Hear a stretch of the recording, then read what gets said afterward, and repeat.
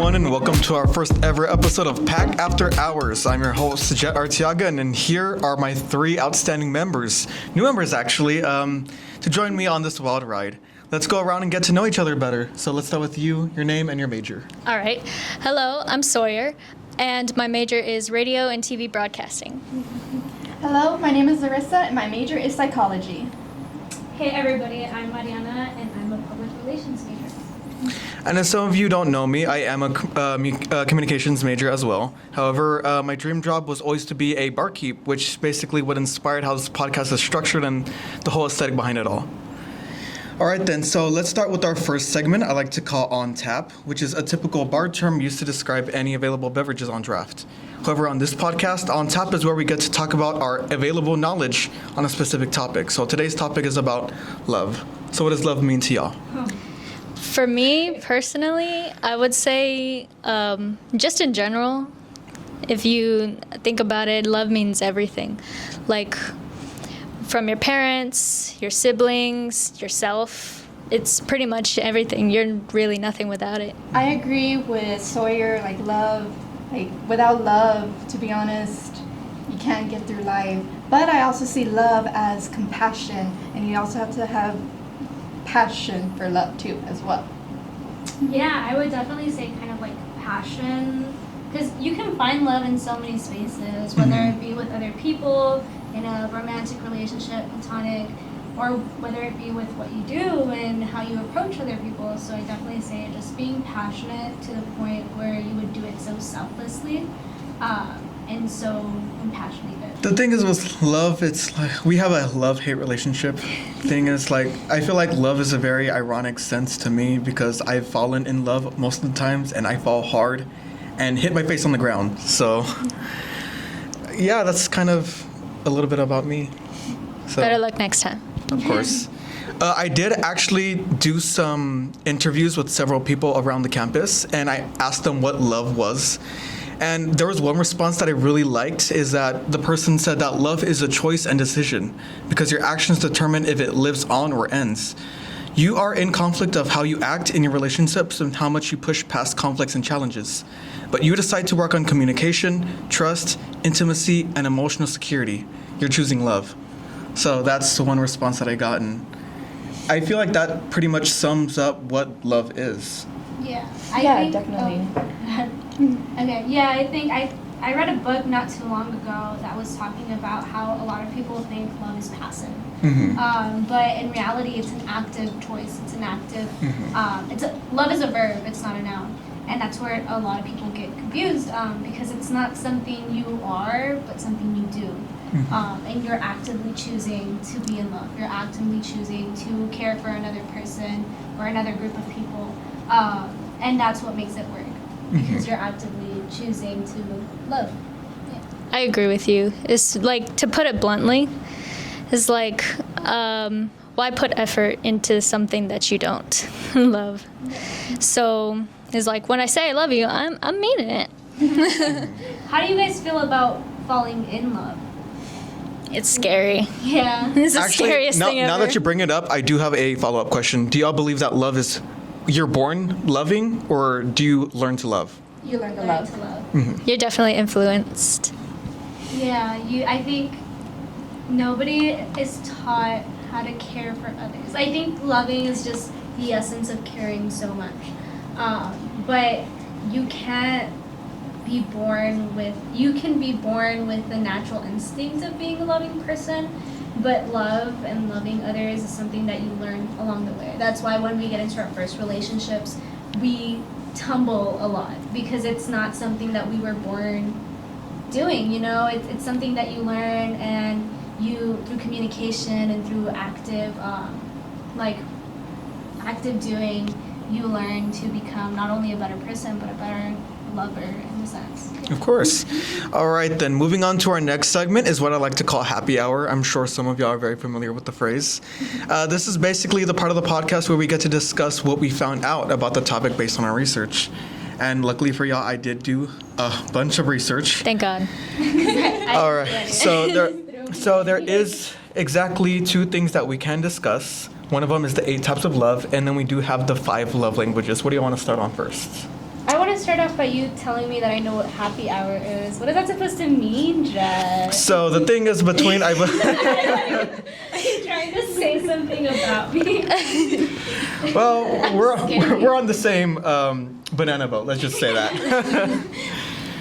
So let's start with the 8 types of love. So the first love is called philia, also known as affectionate love. Philia is a love without romantic attraction and occurs between family and friends. It appears when both people share the same values and respects each other. It's often referred to as brotherly love. So do y'all have any examples of a person that you have a affectionate love for? I share a lot of that with my friends mostly because like I am a very like physical person in a way. So like when it's comes to affectionate love, I like to bully people. So like usually like the occasional just like hit there and all that's just a little tap. I feel that too. I feel like when I'm so like I do this to my little nieces and my nephews, where I just like feel so much love that I don't know how to get it out. So I start pinching them. It's a bad thing, and I know like it hurts them, and it's not a loving thing to do. But it's just like I don't know how to explain to you how much I love you and how much I just want to embrace you in my life. Yeah. You just gotta go for it. I know, just pinch it. Like, yeah, I do the same thing as well with my friends, especially mainly my close friends. Like me, what I do, I know this is kind of bad, but I do mean jokes. Like I'll like make fun of you, Yeah. but that's just my way of showing, like, you know, like, hey, I love you. Yeah. When I say I hate you, I mean I love you. Yeah. Basically. All right, the next one is called pragma, also known as enduring love. Pragma is a unique bonded love that matures over many years. It's an everlasting love between a couple that chooses to put equal effort into the relationship. Commitment and dedication are required to reach pragma. Instead of falling in love, you are staying in love with the partner you want to be beside indefinitely. Usually the thing when I think about pragma, I think of high school sweethearts, and like as they grow up old with each other, and like they, of course they do fight, but like they still stay in love with each other, and that's what I think pragma is basically about. Have y'all Do you think every couple can reach pragma love? Because I know a lot of high school sweethearts that stay together just for the fact that they've been through so much together, even though they're not like actively loving each other. Would you consider that pragma, just like respect, or it has to be like endearment, you know? I think it depends, like, because there's certain people, I don't believe in soulmates. I don't believe that one person is destined to be with that one person. I feel like everybody has a chance to be with everybody, but to a certain percentage. And I think with pragma, there's some people that are more compatible than others. So I think endearment like does have to deal with choosing the right person. Anything? No. Like, what's your opinion on people like that choose to stay together just because? I think that's a beautiful thing. That just because they've been through like so much. Exactly. They don't feel any kind of love anymore. Yeah. Is it more of comfortability or love? Yeah, that's true. Mhm. It's also another. Because like, are you comfortable with that person or do you really love that person? I mean, like, that type of love, it is possible, but it also depends on the person. Like, I feel like that love is more common with, like, you know, the older generation. Like, for example, like my great-grandparents, rest their soul, they were high school sweethearts and they were together for 60 plus years. So I think it just, you know, it all depends on the person. Yeah. Yeah. All right, the next one is going to be called storage, also known as familiar love. Storage is a natural occurring love rooted in parents and children, as well as best friends. It's an indefinite love built upon acceptance and deep emotional connection. This love comes easily and immediately in parent and child relationships. Do you believe that Go ahead, sorry. Do you believe that parents and children are compatible of loving each other immediately, or is there sort of a way where you have to bond with that child? I would say both, honestly. Like, one, because, I don't know, it just sort of makes sense when you think about it. It's all like, you're my mom. Of course I love you, you know?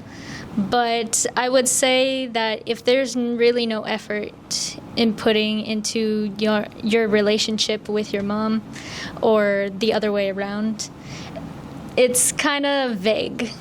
It's kind of a vague relationship. What do y'all think? Yeah, 100%. Like, I strongly believe, because, like, in Mexican culture and Hispanic culture, there is this sense of like, oh, you owe something to your parents because they are your parents. And I think that can like kind of get confused because you don't owe anybody anything, especially if there's not like a two-way love or a two-way respect.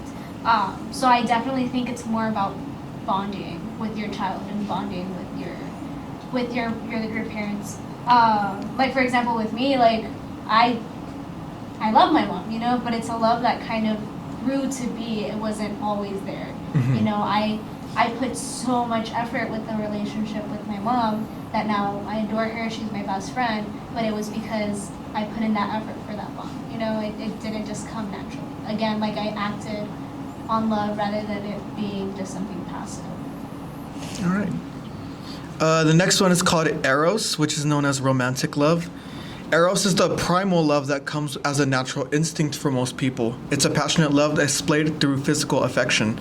These romantic behaviors include, but not limited to, kissing, hugging, and holding hands. This love is a desire for another person's physical being with them. Yeah. I love that's my love language, like physical touch and all that stuff. Like if I can't get a hug or something like that, I'm gonna go mad. I agree with you, Sawyer. Like if I were to get into a relationship one day and they like, you know, they don't give me that physical touch, I'm automatically gonna assume like, you don't love me. Yeah. If you don't want to touch me, then you don't love me. It's all like, can't hold my hand, we're done. All right, I think this might be everyone's favorite. This one's called ludus, the playful love. Ludus is the childlike and flirtatious love commonly found in relationships, also known as the honeymoon stage. This type of love consists of teasing, playful motives, and laughter between two people. Although common in young couples, older couples who strive for this love find more rewarding relationships. Ludus love? Ludus. Such a Ludus. funny name. I feel like you're trying to say something else. Yeah, that's an interesting. I feel like I don't know. Maybe it's just the way I am, but I'm very playful with other people. That I guess it kind of can come off as ludus love. Sometimes it's just the way of being for me, which is problematic sometimes. But. I'm the same way, honestly. Yeah. Like, I'm like, shut up, man. Like it's like playful. It's like Yeah. flirting. Yeah. I know, like me, like that's my number one thing is teasing. Doesn't matter if it's like, you know, a relationship, even like a friendship. Like I'm always teasing. That's also a way that I flirt. I Yeah. gotta admit that. Yeah.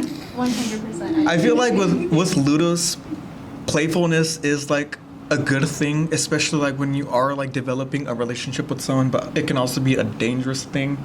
How so? Especially like there's a difference between being playful with your friend and then being playful with someone that you are like wanting to be with. Interested in, yeah. Yeah, That is that you're true. interested I with. think, yeah, because like it can come off as like, dude, you're mean. Like Mhm. you need to stop calling me mean names. But I'm like, no, like I'm just flirting with you. You know? Exactly. People could also get confused Yeah. between the two. Oh, yeah. It's all like, are you flirting with me or are you just being friendly? Yeah. Exactly. That's where people get confused. Yeah. It's bad, but what are you gonna do about it? Speaking of dangerous, the next one is called mania, also known as obsessive love. Might be my favorite. Mania is an obsessive love towards a partner. It leads to unwanted jealousy and possessiveness, known as codependency. Most cases of obsessive love are found in couples with an imbalance of love towards each other. An imbalance of eros and ludus is the main cause of mania. With healthy levels of playful and romantic love, the harm of obsessive love can be avoided. Interesting. I personally don't really like obsessive love because I feel like that could get very dangerous very quickly. Yeah. But I would say to a certain degree that it would be sort of endearing, I guess. Just don't be creepy. I think that it takes a certain amount of like maturity to not fall into a complete mania love.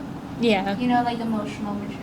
It's fun. I'm not gonna say no. But, like it is dangerous. It is. You're walking on a tightrope at all times. I watch true crime. Yeah, like, Like me personally, I don't like obsessive love. Me, I want to have, you know, like my free time. I want to be Yeah. able to be free, but like if you're gonna be all over me or like watching me 24/7, then No, What do you I draw mean? the That's line. attractive. I don't know. Like I need I need my space. Like I was kind of raised to be like, like you don't need a man, and I kind of Yeah. I still stick with that. So if they're gonna be like like wanting me 24/7 and not give me space, then no thank icky, you. yeah. It's icky. Speaking of space, the next one is called fellatio, also known as self-love. Fellatio is a healthy form of love where you recognize your self-worth and don't ignore your personal needs. Self-love begins with acknowledging your responsibility for your well-being. It's challenging to exemplify the outbound types of love because you can't offer what you don't have. And usually the quote that I think of is from RuPaul, is when he said, if you can't love yourself, how are you going to love somebody else?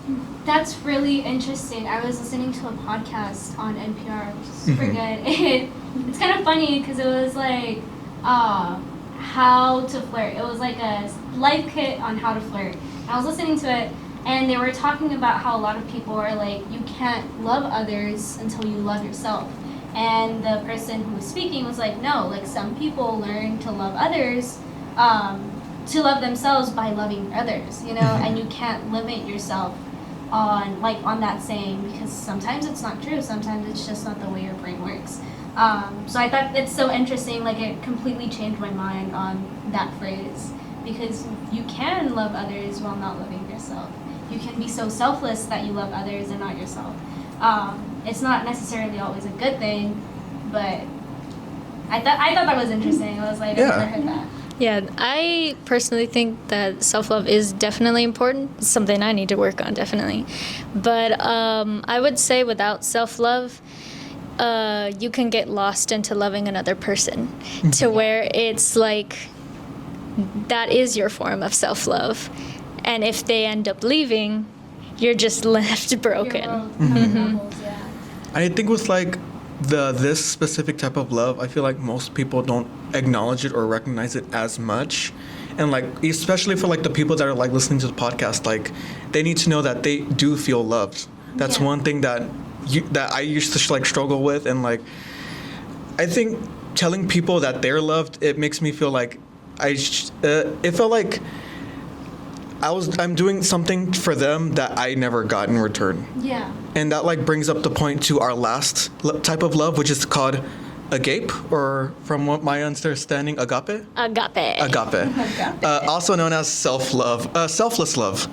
Agape is the highest level of love to offer. It's given without any expectations or receiving anything in return. Offering agape is a decision to spread love in any circumstance, including destructive situations. Agape is not a physical act; it is a feeling. And but acts of love self-love can explicit agape, since self-monitoring leads to results. Do you think everyone is capable of this type of love?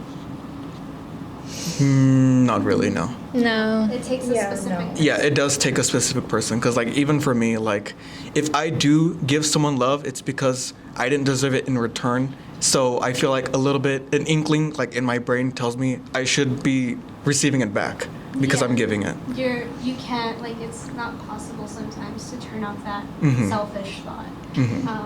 I definitely feel that sometimes, but I think I feel like it just depends on the person. Like, for example, motherly love. Do you think that's it can be agape love?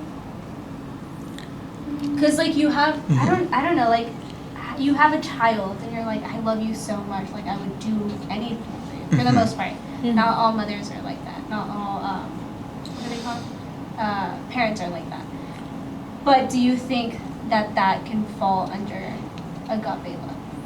I would consider that agape love, but it also like can fall into the storge, which is the familiar love, Yeah. where it's an automatic instinct for you to love that person. Oh, okay, so agape love takes like work, like kind of realizing. I feel like with self- agape is I think it's more of like a personality based, where you are a selfless person. Like that's how you are. Like you're not. It's not necessarily an instinct, but you're just. It's a characteristic. Yeah. Do you think you require to be an agape lover when you are in positions of leadership? You do care for a lot of people, like you're watching over those people, basically. It really depends, really. Like, if you were to call them sort of like family or something like that, it's either that or it's just a job. So I feel like agape love is definitely something that needs to be worked on. It's not something that just is. I asked that because I heard a speaker the other day. I keep saying like I hear these things, but they all relate, and it made me think of this. They were talking about how every day you choose to wake up and be a love warrior. You wake up and you're like, I'm going to selflessly love this people. It was Dr. Cornel West, I think that's his name. He was talking about how we wake up and we choose to look over racism and all these hateful things that have happened in the past and choose to love other people. Because if we don't, we would be violent and chaotic, right? So I was just wondering if you guys think that would be an essence of agape love. I think the way that you put it, I think, yeah, it can be considered agape love, for sure. Okay, now for the fun part. At this point of the podcast, I like to call On the Rocks. This is where we get to basically speak our minds, where opinions are open, where experiences are shared. And it's basically where we get to free talk what comes to mind when it comes down to the topic.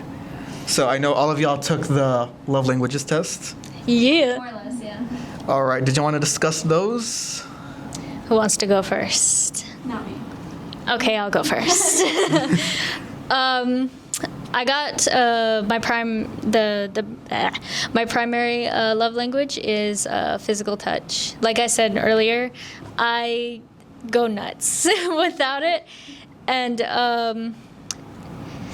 what I explained, I would say the other day, is that it doesn't even have to be in a romantic sense either. Like, it could be with everybody that I care for. Like, a hug, a high five, like a hand on the shoulder. I even just, like, poke people sometimes. That's how I show my love. And I think I do have a definition right here. The 5 love languages, the physical touch. If this is their love language, they feel loved when they receive physical signs of affection, including kissing, holding hands, cuddling on the couch, etc. Physical intimacy and touch can be incredibly affirming and serve as a powerful emotional connector for people with this love language. It's the best. Same thing as Sawyer. I also got physical touch. Like that just has always been my thing. I crave physical touch. Like, doesn't matter if it's a relationship, also like with friends as well. Like, I love giving hugs, I love receiving hugs, and like I said earlier, like if we're in a romantic relationship and you make no effort to like touch me or kiss me or anything, then I'm automatically gonna assume that like, you don't love me. Mm-hmm. So like, why am I even with you? I was gonna say I'm kind of the polar opposite, because when I did take the test, I only got 7% of physical touch. Really? That's because I was not nurtured as I was growing up. So I think the top one that I got was quality time. I think, yes, 37% quality time. This love language is all about giving your undivided attention to that one special person, without a distraction of television, phone screens, and any other outside interference. They have a strong desire to actively spend time with a significant other, having meaningful conversations, or share recreational activities. And honestly, that's like one thing that I really do appreciate when with someone, like just the thought of like at least spending time with them, like no phones, just literally just sitting there and talking. Like usually when me and my best friend, we go out, like we actually go out to a restaurant. We don't even touch our phones. Like literally just sit there and we actually talk and we discuss a bunch of stuff. And I feel like that's just one of those things where you can actually like feel connected to someone, at least. I think mine is quality time. Quality? I'm just like such a social person. I love talking. You can ask anybody. I won't ever shut up. I have this thing where I never finish my food because I just can't stop talking all the time. Me too. I'm the same way, honestly. But yeah, I love having like nurturing conversations and enduring conversations. And when people take the time out of day to talk to me, I'm like, oh, I love you. You're my person. Yeah. Doesn't it feel nice when you're just rambling and all that stuff? And they don't care about what I'm talking about. They're just listening. I'm like, you're perfect for me. Yeah.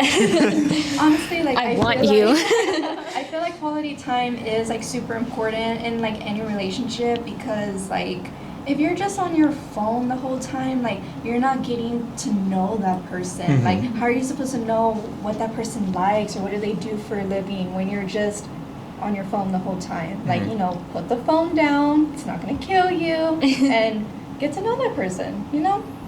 Well, an exception because like usually like when I like do want to talk to someone, I'm just like, hey, check out this meme that I found. It reminded me of you. So. I do that too, but with music. I'll be like, oh, this song reminds me of you. Okay, you know what? What's one uncommon love language that I really love is when like, I wouldn't necessarily call it gift giving, but I really do like when someone like, I am a gift giver. There's one thing that I really like to like have, and that's when someone is like, hey, I made this for you because it reminded me of you. So like a playlist or like just like a little gift or like a piece of art. Yeah. I really love that. I do that with all my friends. For Christmas, I don't like buying things from like stores because I feel like they have zero meaning. So what I do is kind of just like over the month I take time to like go to the thrift store, look on Pinterest, and if I see something that I like that Mhm. reminds me of that person, I'll make it. Like I'll crochet it. Or if I go to the thrift store and I'm like, this shirt reminds me of my friend, I'm gonna get it for them. And I'll be like, oh, I thought of this time that we hung out together. But yeah, I'm just like, that's my way of showing that I love you. Did y'all want to discuss gift giving? I Alright. personally, I don't really like receiving gifts, but like every now and then would be fine, but not like every time Yeah. because I'm more of like save your money, man. Don't do that. With me, with gifts, I'm already broke as enough as it is. But the thing is, when I give someone gifts, I usually like ask them before, like, hey, what do you like? And if What their do you need? yeah, like, what do you need? And like, if their response is like, oh no, I'm good, I'm like, well, that doesn't tell me anything. Yeah. Like, I want to buy you a gift, like, at least give me something, like, for me to like get a lead on like what you Yeah. want. That's why I kind of don't ever tell people I'm getting them gifts. Yeah. Get them like the gifts because I know they're gonna be like, oh, you don't have to give me anything. I'm like, no. Like, No, that's because the I way want to. Show that I'm loving you. It's just like if anything comes to mind that reminds me of that specific person, I'm like, I have to get it. Yeah. Even if it's just like a song, like you said, like a playlist, I'll make you a playlist. I love a playlist. I adore sharing my music. Imagine spending your time at 4 o'clock in the morning making a playlist. Oh my god. It does say right here, gifts is a very straightforward love language. You feel loved when people give you. You feel loved when people give you a visual symbol of love. It's not about the monetary value, but the symbolic thought behind the item. People with this style recognize and value the gift-giving process. You carefully reflect, your deliberate choice of the object, and to represent the relationship and the emotional benefits of receiving the presents. And I feel like that does it does say like about the whole. It doesn't matter how much you have, as long as you like make it seem like this is the symbol of our relationship. Yeah. Put some thought into it. Yeah, of course. It's the thought that counts. It's the thought that counts. All the time. Acts of service.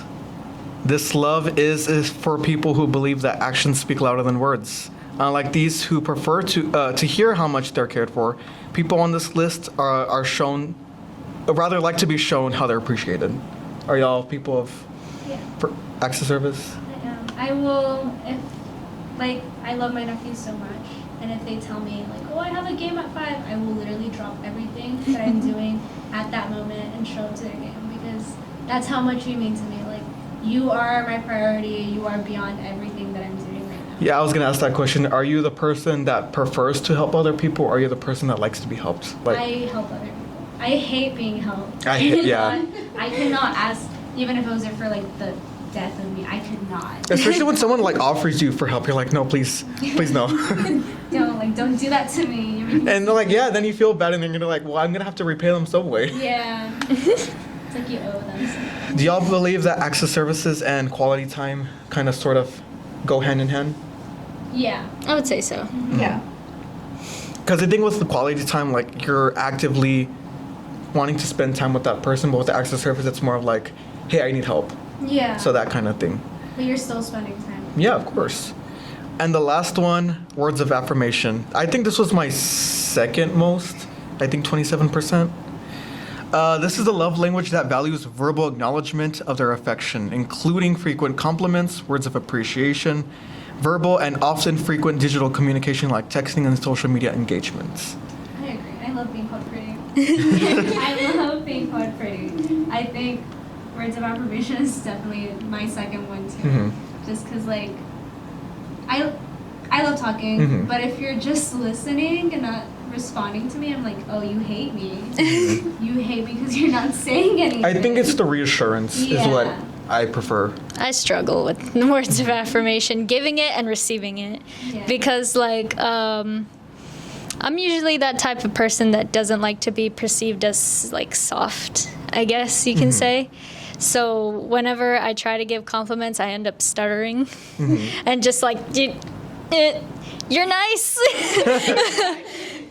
I think that like does go with the phrase actions speak louder than words. So whether you are words of affirmation or if you prefer physical touch or just acts of services, that all of that, I feel like either way you're still communicating exactly how much you love them. Yeah, whether it be verbally or non-verbally. See, this is why physical touch is Yeah. the way to go. I was gonna say words of affirmation and physical touch seem like completely opposite. Opposites? Yeah, I'm the opposite of affirmation. Sometimes I don't like to be like touched. Yeah, cause yeah. Sometimes I don't appreciate it. Like I love hugs. Yeah. And I love like holding hands or whatever. But just like I haven't held hands with somebody. in a at least really long yeah, time, I'm like but- at least read the room first. Like Yeah. don't come up and hug me just out of random. Just hold my hand. Yeah. Sure, like I don't know you, but like for words for affirmation, like okay, I agree with like Mariana. Like I love getting like compliments. Hey, you're so pretty. So But pretty. like I'm like, when yeah, they're thank you, I know. when they tell me like to my face, like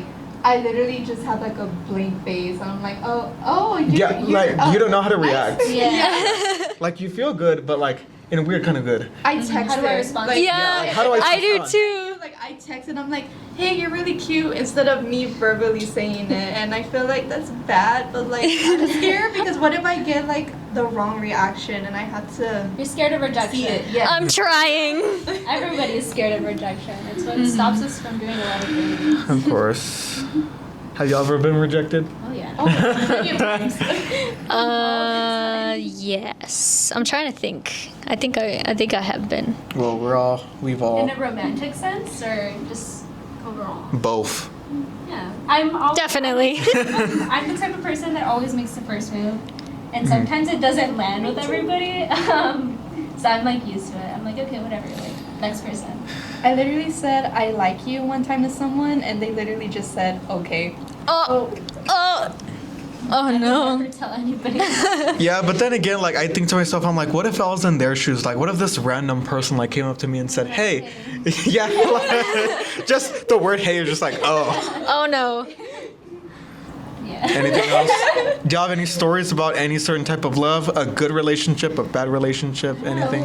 Plenty. I don't know how much I'm allowed to say on this podcast. Spill it. Well, we got plenty of time for one story. Okay. So give it a go. Me? Well, I don't know. I don't want to say this. Tell us. Do you want me to say something? Say it for the camera. I used to be on a dating site. I know it's so weird. Oh, don't worry, she does too.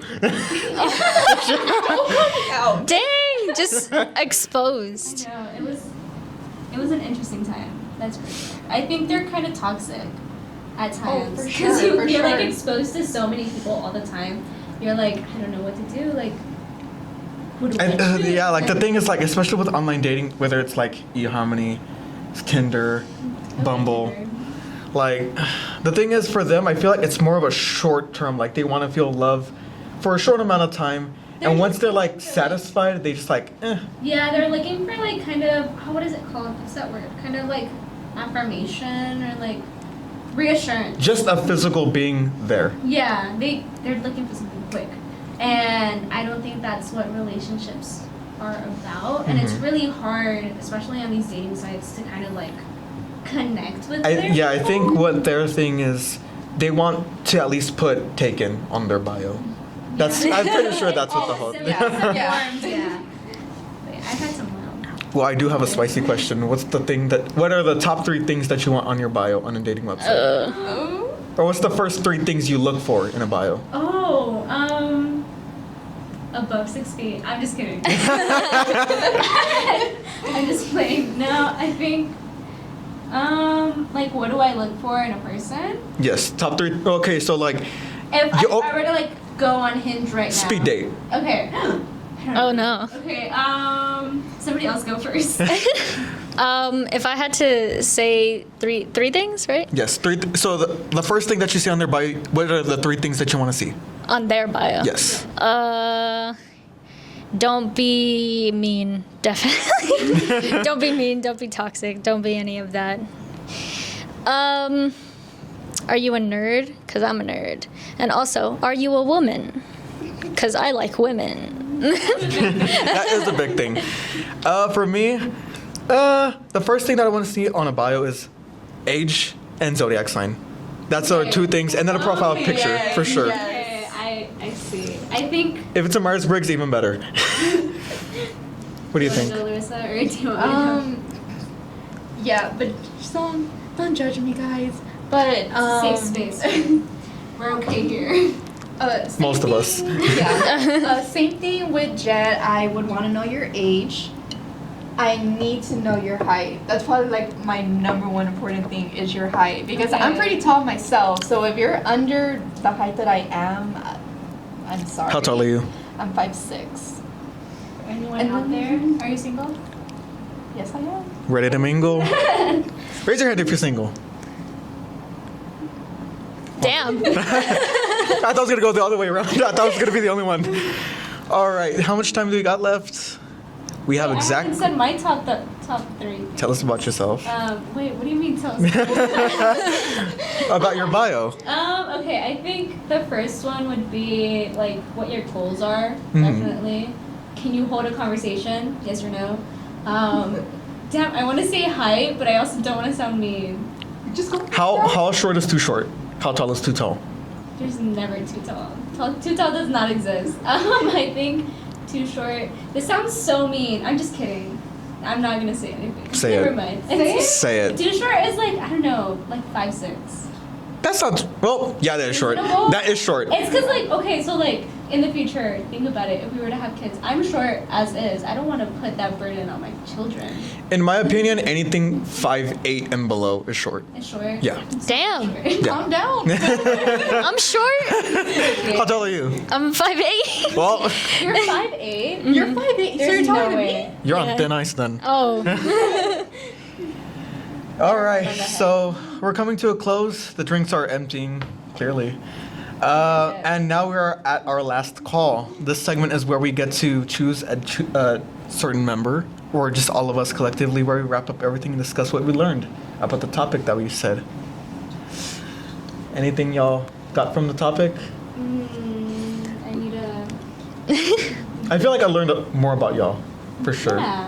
At least we got to break the ice a bit. I don't know I'm on dating sites. I'm not anymore. Don't look for me. I'm not anymore. I got off those a long time ago. I have Facebook dating, so don't judge me. That's a thing. Yes. Unfortunately, yes. Yes. Do not go on It's it. the safe option. Literally yesterday, she was like, no, she was online dating. I was like, yay. And then she was like, Facebook. I was like, oh. But I used to have a Tinder. I used to, but a lot of very bad people go on there. Yeah. Are you the type of person to just swipe left every single time? Oh yeah, for sure. Especially if you're like one of those guys that just takes like a gym pic or something. Oh. I'm swiping you right away. What makes you swipe right? Wait, swipe left is like. No. Swipe left Correct? is reject. I think. Okay. Swipe right is like. What would make you swipe left? What's the first thing that you see and you're like, no? Like dislike? Yeah. I would say. Okay, I know this is gonna sound like very mean, but when guys have such a close-up picture of themselves, When like they a have selfie. pictures with other girls on their No, profile. yeah. That is such a red I like flag.